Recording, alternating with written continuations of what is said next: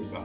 내로남불당 이재명이 이제 경제대통령을 자처하고 나섰습니다. 얼마 전 토론회에서는 R200이 무슨 뜻인지 아느냐고 국민의힘 윤석열 후보에게 묻더니 또 텍소노미를 꺼내들었습니다. 엊그제 선관위가 주도하는 경제토론회에서는 느닷없이 한국이 기축통화국에 진입할 것이라고 잘난 척을 했습니다.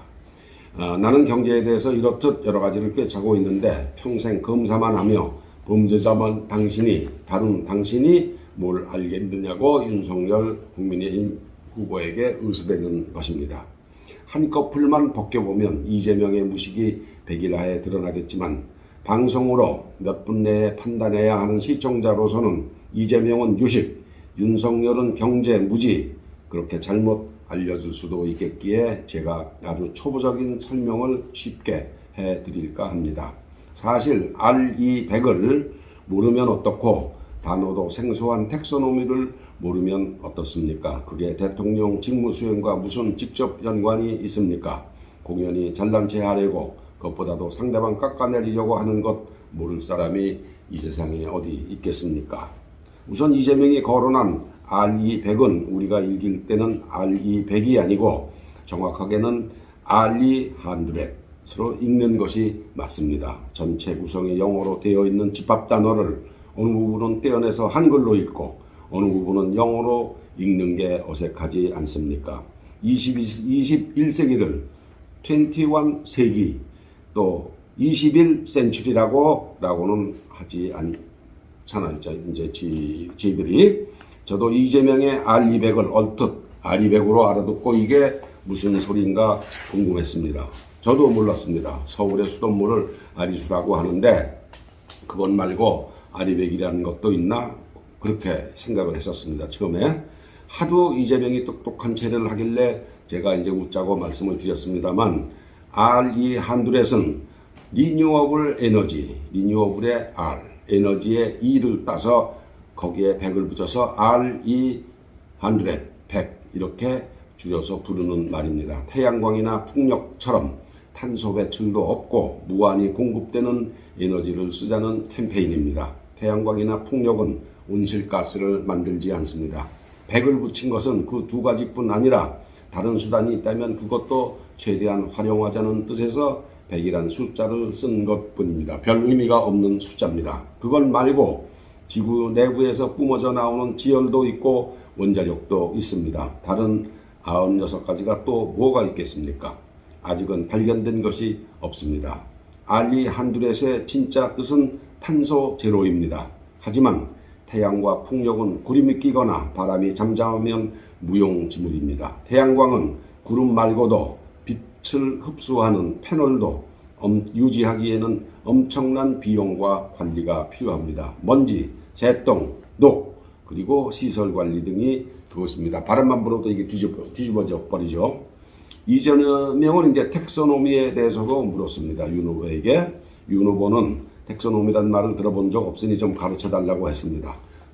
제가 보기에는 솔직해서 좋았습니다. 저도 이 글을 쓰려고 다시 찾아봤습니다만 텍소노미는 EU가 유럽연합이 어떤 기술이 친환경적인가, 즉 탄소를 제일 적게 배출하는가를 나타내는 녹색 분류체계입니다. 텍소노미. 사전에서는 Scientific Classification of Organism, Scientific Classification of Organism. 그러니까 오가니즘을 과학적으로 이렇게 분류하는 거를 이거 텍소노미라고 하는 거죠.